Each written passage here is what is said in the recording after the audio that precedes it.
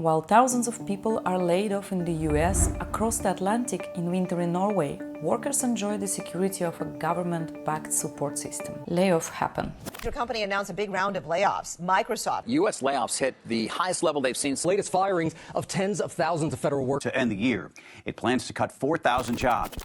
But it's a lot harder to get laid off or fired in Norway as compared to US. Actually, you might find the process kinda fascinating because there is a social safety net to catch you when you fall. So in this video, let me share with you how layoffs work in Norway compared to the US, including the layoff process, severance package, unemployment benefits, and what is happening with healthcare. And I will also include tips about layoff process as well as visa implications for foreigners. Warning, the following may cause one to leave, pack your bags and move to Norway. In the US, layoff can happen suddenly due to the at-will employment system, meaning the company can terminate the employer for any reason at any time. And many do have to pack and leave right away because the employer wants to prevent them from potentially sabotaging the company.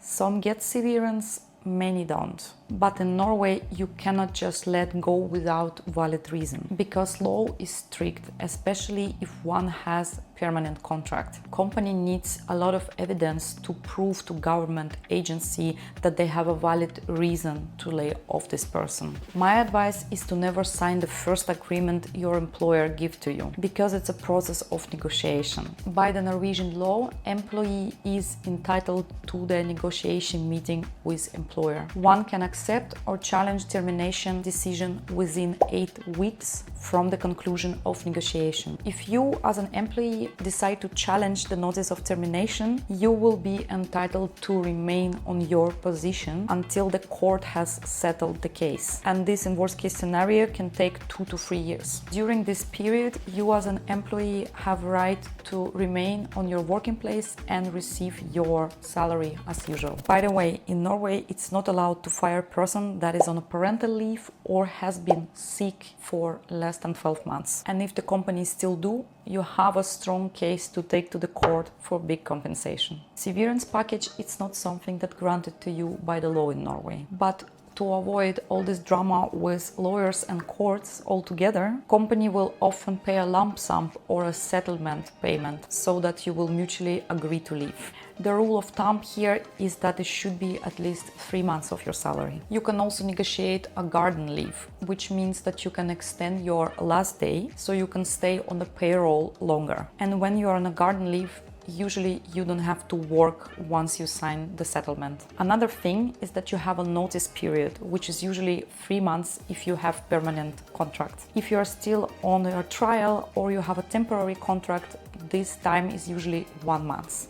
The size of severance package in Norway oftentimes depends how long you have been working in the company and how old are you. For example, in the event of downsizing with mass layoff, company can provide severance package where all the employees receive 1 month of severance plus half or full months for each year they worked in company. Also, the people that are close to retirement often can receive extra compensation. For example, when DNB, National Bank of Norway, was downsizing in 2014, they made severance packages based on age of employees. 62 years and older got severance package based on age with maximum 3 years of salary, and those under 62 years old got severance package based on seniority with maximum payment of 2 years salary. So your total settlement package in Norway can include these common benefits: exemption from work obligations during the notice period, garden leave, holiday pay, pension saving and other benefits during notice period, salary compensation beyond notice period, either a lump sum or a certain number of months of severance pay, support for career advice, further education and lawyer fees, and also compensation in cases where employee had to go through unjust accusations. In the US, there is no federal or state law that mandates severance pay. It depends on the employer. Some people getting nice severance packages, especially the ones who work in tech companies, but they are minority. Many people get nothing. When you negotiate your settlement, you need to see what works best in your circumstances. If you're a member of the trade union in Norway, you often can get help from lawyers that work in this trade union. Many companies will pay some of the lawyer fees, or lawyer can negotiate the company to pay your fees. You send to lawyer all your legal documents, you talk about what you want, and then we are prepared to make you a very generous offer. And we are prepared to reject that offer. What is your second offer? typically there are two paths.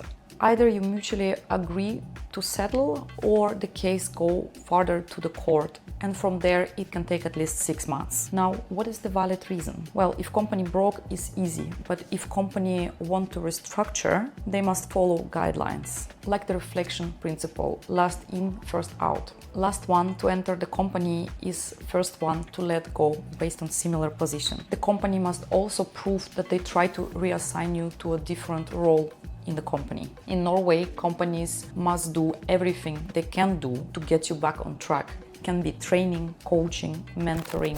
Now, each person's case is different and you have to consider the emotional toll. So what's next? What about the healthcare? In the US, healthcare is tied to your job, your employer. And once you lose your job in the US, you also lose your healthcare privilege. And healthcare is really expensive. Now, when you lose your job in US, you can still stay with your company's health insurance, but it's really expensive, like around $700 for a single person per month and almost $2,000 for a family. In Norway, healthcare is free. To visit your doctor in Norway, you usually have to pay a small amount, about $15 to visit your doctor. After you reach the limit of about $300 a year, the rest of the doctor's visit will be free of charge. There is also some categories of people who don't need to pay even these small amounts.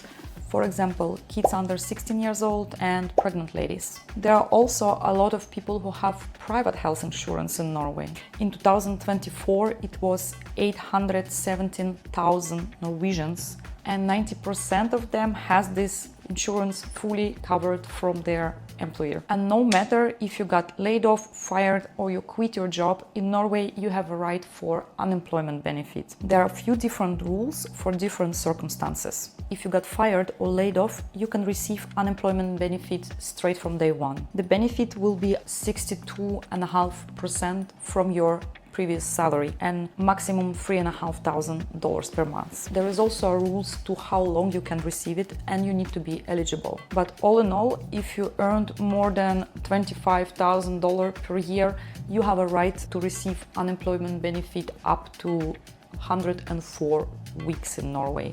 And if you earn less than 25K a year, you have a right to receive it up to 26 weeks. Not bad. To get this benefit, you need to register with NAF, and they will help you to get back on track, either by helping you to find a new job or offer you extra courses or pay for your trainings if it helps you to find your new job. In US, unemployment varies from state to state. In California, you have $160 to $1,800 per month. In Texas, you will get around $300 to $3,500. But if you live in San Francisco, where rent is like $3,000 per month, good luck living on unemployment benefit. So all in all, in Norway, the size of your previous salary give you more unemployment benefit. And in US, what you get, it depends of the state you live in. So what about visa situation for foreign workers? If you came to Norway on a worker visa and you lost your job, you have to inform the police within 7 days after your last day on the job. After that, you have a 6 months period to search for a new one. That's why many foreigners will usually negotiate for more garden leave, so that they have more time to look for a new job. In the US, if you lose your job, you have 60 days to find yourself a new visa sponsor, and you don't get unemployment